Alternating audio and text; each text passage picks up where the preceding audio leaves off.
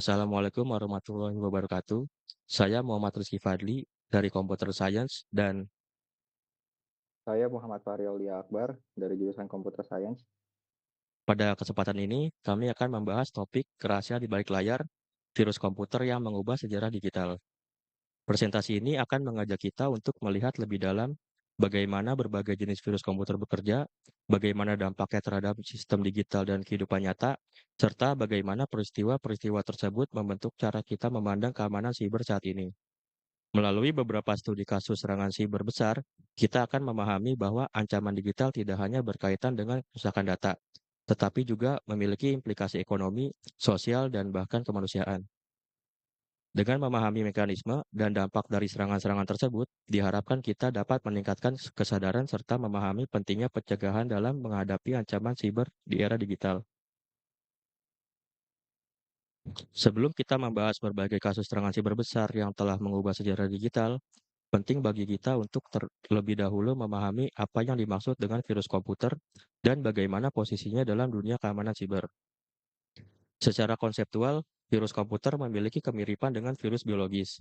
Keduanya memiliki kemampuan untuk menggandakan diri, menyebar ke inang lain, serta menyebabkan gangguan pada sistem yang terinfeksi. Namun dalam konteks digital, virus komputer merupakan bagian dari kategori yang lebih luas yang dikenal sebagai malware atau malicious software. Malware adalah istilah umum yang digunakan untuk menggambarkan berbagai jenis perangkat lunak berbahaya yang dirancang untuk merusak sistem, mencuri data, mengganggu operasional, atau memperoleh akses tanpa izin. Dalam praktiknya, malware hadir dalam berbagai bentuk, masing-masing dengan karakteristik dan tujuan yang berbeda. Jenis yang pertama adalah virus komputer. Virus merupakan program berbahaya yang menempel pada file atau aplikasi lain. Virus ini akan aktif dan menyebar ketika file yang terinfeksi dijalankan oleh pengguna. Karena bergantung pada interaksi pengguna, penyebaran virus seringkali terjadi tanpa disadari, terutama ketika pengguna menjalankan file yang tampak aman. Jenis yang kedua adalah worm. Berbeda dengan virus, worm memiliki kemampuan untuk menyebar secara mandiri melalui jaringan komputer tanpa memerlukan interaksi pengguna. Worm memanfaatkan koneksi jaringan dan celah keamanan sistem untuk memperluas penyebarannya dengan sangat cepat, sehingga seringkali menyebabkan gangguan dalam skala besar, seperti yang akan kita lihat pada studi kasus selanjutnya. Jenis ketiga adalah Trojan. Trojan menyamar sebagai program yang sah atau bermanfaat, namun di balik tampilannya tersebut terdapat kode berbahaya. Trojan seringkali digunakan untuk membuka akses tersembunyi ke dalam sistem, mencuri data sensitif, atau memungkinkan penyerang mengendalikan komputer korban dari jarak jauh. Jenis yang terakhir adalah ransomware, yang merupakan salah satu ancaman paling serius di era digital saat ini. Ransomware bekerja dengan cara mengunci atau mengenkripsi data pengguna, kemudian menuntut pembayaran tebusan agar akses terhadap data tersebut dapat dipulihkan.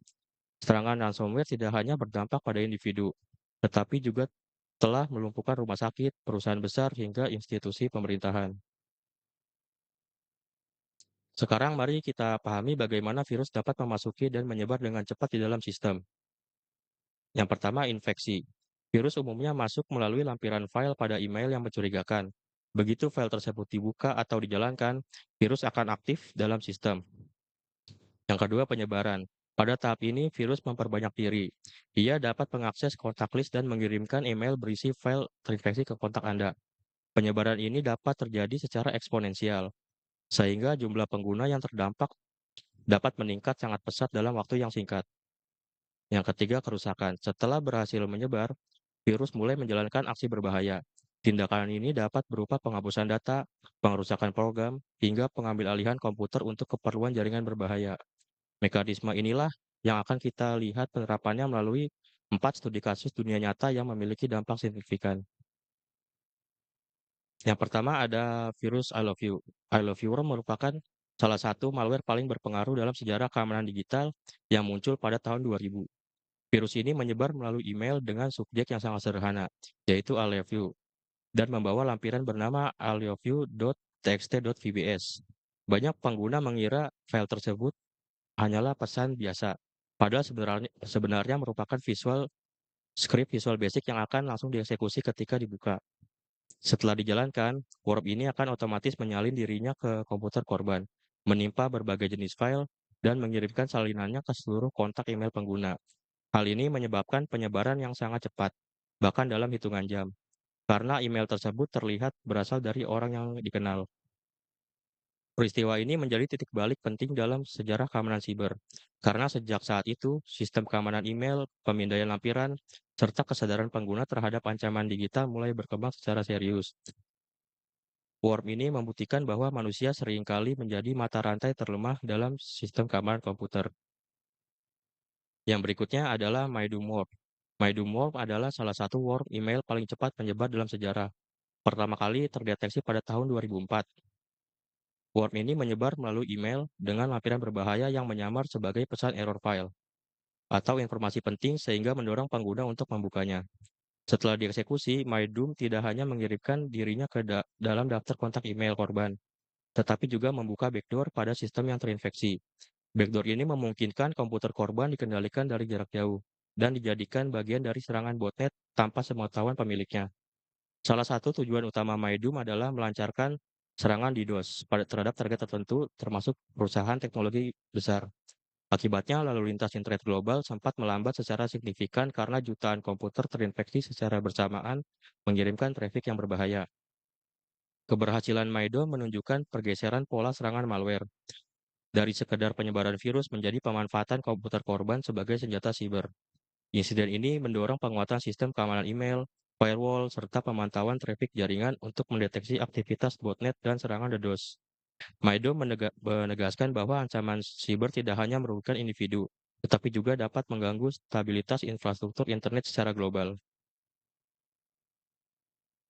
Selanjutnya ada malware Stuxnet, di mana pada periode 2008 hingga 2009, Stuxnet muncul sebagai serangan siber yang melampaui konsep malware konvensional. Serangan ini secara luas dianggap sebagai awal dari era cyber warfare modern, karena untuk pertama kalinya serangan digital digunakan untuk merusak infrastruktur fisik secara langsung. Berbagai laporan keamanan mengaitkan Stuxnet dengan Amerika Serikat dan Israel, dengan target utama fasilitas nuklir Iran di Natanz.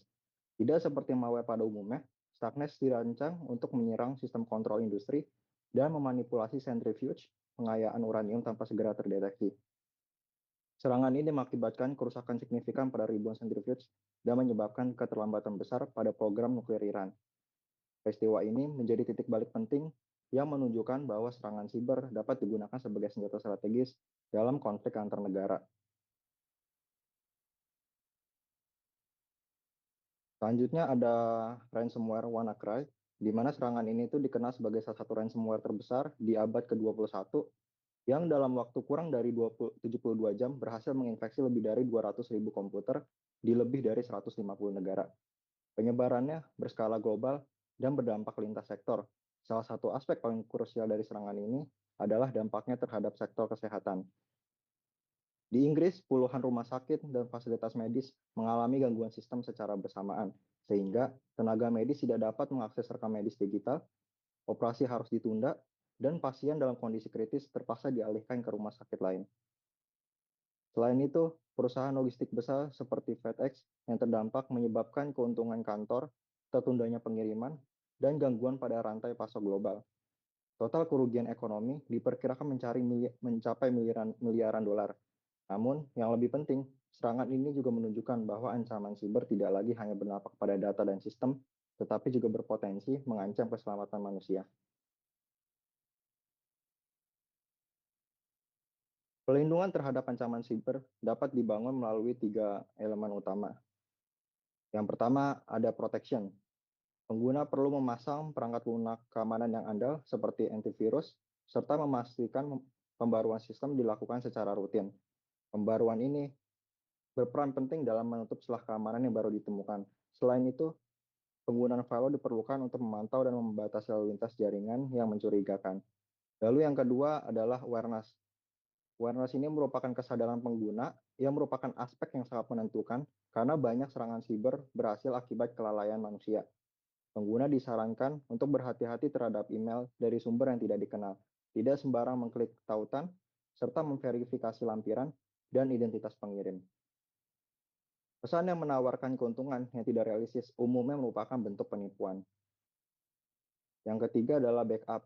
Pencadangan data secara berkala berfungsi sebagai mekanisme perlindungan terakhir, terutama ketika menghadapi serangan ransomware.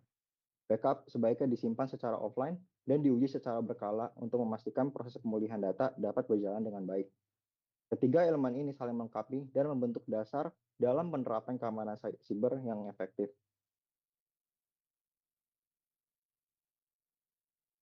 Apabila sistem terindikasi terinfeksi malware, diperlukan langkah penanganan yang terstruktur, di mana langkah pertama yaitu adalah deteksi. Tanda-tanda umum infeksi meliputi penurunan kinerja sistem secara drastis, hilangnya atau rusaknya file, munculnya pop-up yang tidak dikenal, serta peringatan dari perangkat lunak keamanan. Gejala-gejala ini dapat menjadi indikasi awal adanya infeksi malware. Lalu yang kedua adalah isolasi. Sistem yang terinfeksi harus segera diputus dari jaringan internet dengan menonaktifkan koneksi Wi-Fi atau mencabut kabel jaringan.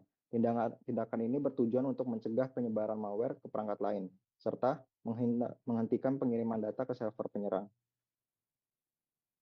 Lalu langkah ketiga adalah pemulihan. Pengguna disarankan untuk menjalankan pemindaian menyeluruh menggunakan perangkat lunak antivirus. Proses ini dapat memerlukan waktu, namun penting untuk memastikan seluruh komponen berbahaya terdeteksi dan dikarantina. Apabila data penting mengalami kerusakan, pemulihan dapat dilakukan melalui cadangan data yang tersedia. Pendekatan ini bersifat sederhana, namun efektif sebagai respons awal terhadap insiden keamanan siber. Sebelum kami mengakhiri presentasi ini, terdapat 3 hal penting yang perlu kita tekankan. Yang pertama adalah pencegahan selalu lebih mudah dan lebih murah dibandingkan pemulihan. Satu kesalahan kecil, seperti mengklik link berbahaya, dapat menyebabkan kerugian yang sangat besar. Kedua, kesadaran pengguna merupakan pertahanan paling efektif. Malware dapat dirancang dengan sangat canggih, namun hampir selalu bergantung pada kesalahan manusia untuk berhasil. Dengan tetap waspada dan kritis, risiko serangan dapat ditekankan secara signifikan. Lalu langkah terakhir, ketiga, pembaruan sistem dan pencadangan data merupakan praktik dasar yang tidak boleh diabaikan di era digital. Keduanya berperan penting dalam menjaga keamanan dan keberlanjutan sistem. Terima kasih atas perhatian Anda. Semoga materi ini dapat meningkatkan kesadaran kita semua dalam menjaga keamanan di dunia digital.